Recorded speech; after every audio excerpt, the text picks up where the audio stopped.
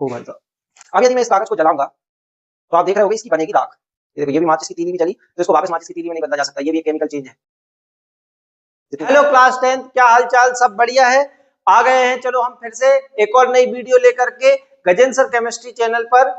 और जहां की मैंने आपको बताया कि 2027 के बोर्ड के लिए पूरी केमिस्ट्री की तैयारी मैं इस चैनल पे आपको कराने वाला हूं, जिसमें मैंने पहला जो चैप्टर है हमारा केमिस्ट्री का, केमिकल रिएक्शन एंड इक्वेशन, उस पर पहली वीडियो आपको बनाई थी जो आप लोगों ने देख ली होगी। यदि नहीं देखी है तो डिस्क्रिप्शन में लिंक है, आप वहां जाकर के देख सकते हैं, जिसमें मैंने बताया कि इस पर्टिकुलर चैप्टर से पिछले 10 सालों में बोर्ड के पेपर का क्या पैटर्न चला है, कितने टॉपिक्स हैं और किन टॉपिकों से ज्यादा क्वेश्चंस आए हैं, किन से कम आए हैं और किन से कितने क्वेश्चन आए हैं, और किस वैरायटी के आए हैं, कि एमसीक्यू है, कि केस स्टडी बेस्ड है, कि 4 मार्कर केस स्टडी बेस्ड है, या 5 मार्कर क्वेश्चन है, या आपके 3 मार्कर क्वेश्चन है। हर तरीके की चीजें मैंने आपसे डिस्कस की है, तो आप चाहे तो वो जाकर के वीडियो देख सकते हैं। अब मैं आपसे बात करने वाला हूं कि हम इस चैप्टर को बिल्कुल एनसीईआरटी से लाइन बाय लाइन शुरुआत करते हैं। और मैं आपको एक बहुत अच्छी बात बता दूं कि केमिस्ट्री के अंदर एनसीईआरटी से बाहर कुछ नहीं आता। केमिस्ट्री के अंदर एनसीईआरटी से बाहर कुछ नहीं आता, तो हमें एनसीईआरटी के सारे कंटेंट पर फोकस करना है, पीओक्यूज पे फोकस करना है, और हमारे ये 25 में 25 डन है। ठीक है, तो मैं आपको बात बता दूं, जब आप एनसीईआरटी को देखते हो तो एनसीईआरटी शुरू होती है कि 6 उसमें एक सिचुएशन दी हुई है आपको आपको उनको देखना है जो आप डेली लाइफ में देखते हो, उसमें आपने क्या ऑब्जर्व किया, ये बात उसने कही है। तो यहां मैं एक बात बता दूं, मैं ऑब्जर्व वर्ड को हाईलाइट कर रहा हूं कि ये चैप्टर में आपको ऑब्जर्वेशन पर फोकस करना है। दैट मींस यहां से ज्यादातर बोर्ड में क्वेश्चन एक्टिविटी बेस्ड आते हैं, तो आपको ऑब्जर्वेशन पर ही फोकस करना है। तो चलो शुरू करते हैं कि एनसीईआरटी ने पहले कहा है कि भाई 6 सिचुएशन आपको दिए। पहली सिचुएशन में कहा कि आप जो दूध है या मिल्क है उसको आप रूम टेम्परेचर पर समर के समय में, गर्मी के दिनों में यदि खुला छोड़ दोगे एक रूम में तो क्या होगा। तो भाई यहाँ सिंपल सी बात है, जब आप रूम टेम्परेचर के ऊपर दूध को खुला छोड़ दोगे तो उसमें कुछ ना कुछ चेंजेस आ जाएंगे। फिर उसने दूसरी बात में कहा कि भाई क्या होगा, हमें इनका रीजन नहीं लिखना है, हमें सिर्फ बताना है कि यहाँ क्या हो सकता है, एक सोचना है बस। तो सिंपल सी बात है। दूसरी बात उसने कही कि जो आयरन का कोई भी आर्टिकल है, चाहे वो आयरन का पेन है, चाहे पेन है, चाहे आप आयरन का नेल है, इन सबको मॉइस्चर वाले सिचुएशन में आप रख दोगे तो क्या होगा, उसमें भी तो आप देखोगे कुछ ना कुछ तो चेंजेस आ ही जाएंगे, क्योंकि वो आयरन पर रस्ट वगैरह लग जाएगी। थर्ड चीज उसने कहा, ग्रेप्स जो है उनको फर्मेंटेट होने के लिए छोड़ दो तो क्या होगा। उसने कहा कि भाई ग्रेप्स फर्मेंटेट होगा तो उसमें चेंज आ जाएगा। फिर आप जो फूड है उसको कुक करते हो तो क्या होता है भाई, जब फूड को कुक करते हो तो उसमें भी कुछ ना कुछ चेंजेस आ जाते हैं। फिर उसने कहा कि आप जो फूड हो उसको डाइजेस्ट करते हो तो क्या होता है, तो डाइजेशन में भी कुछ ना कुछ चेंजेस आ जाते हैं। उसने कहा आप जो रेस्पिरेशन करते हो, जो सांस लेते हो, उसमें क्या होता है, आपने ऑब्जर्व किया होगा, उसमें भी कुछ ना कुछ चेंज होता है कि ऑक्सीजन लेते हैं और कार्बन डाइऑक्साइड बाहर निकलती है। तो यहाँ एक चीज है कि 6 की 6 सिचुएशन में कुछ ना कुछ चेंज हो रहा है। अब इसको आप एनसीईआरटी में देखोगे तो दिया भी हुआ है, और हम 7 से पढ़ते आ रहे हैं 2 प्रकार के चेंजेस के विषय में, फिजिकल और केमिकल चेंज।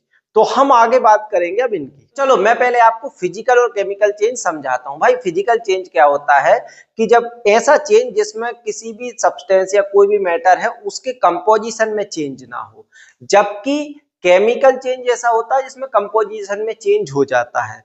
तो मैं आप एक एक्सपेरिमेंट से आप इस चीज को आपको समझाता हूं। मैं ये मेरे पास एक पेपर है, ये पेपर का एक शेप है, एक साइज है, फिक्स है। अब मैंने क्या किया, इससे एक प्लेन बनाया। आप सब लोगों ने प्लेन बनाया होगा, तो प्लेन बनाया होगा इस तरीके से। कागज हो तो तुम लोग भी बना लो। मैंने कहा था एक्टिविटी कराऊंगा, और अच्छी अच्छी आपकी जितनी एनसीईआरटी में एक्टिविटीज है वो भी मैं कराने वाला हूं। तो आप देख रहे हो कि मैंने इसका एक प्लेन बनाया। अब यदि मैं इस प्लेन को बनाऊंगा,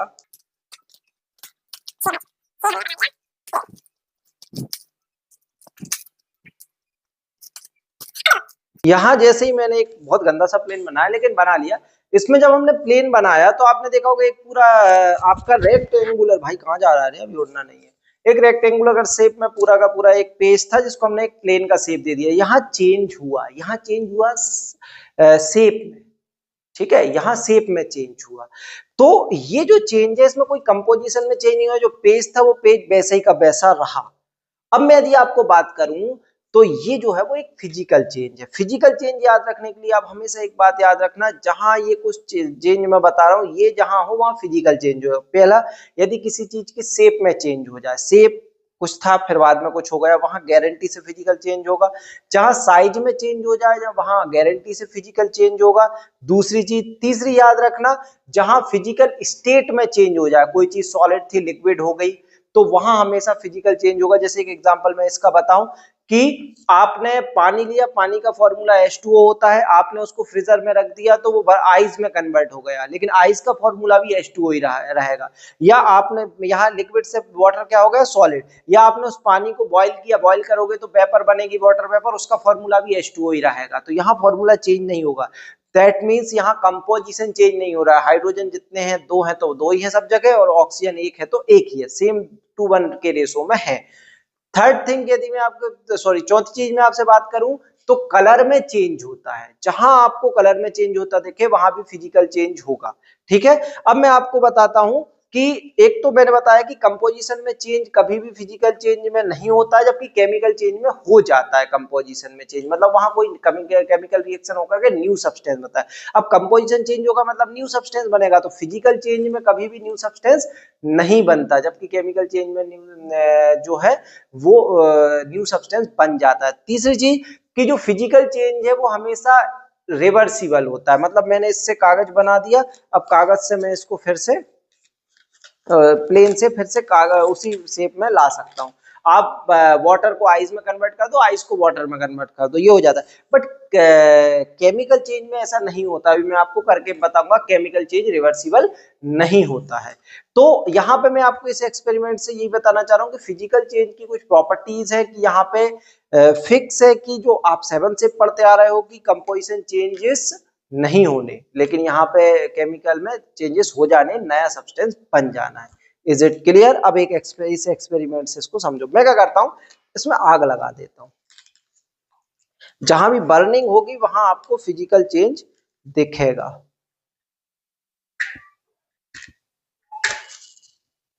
ओ भाई साहब, अब यदि मैं इस कागज को जलाऊंगा तो आप देख रहे होगे इसकी बनेगी राख।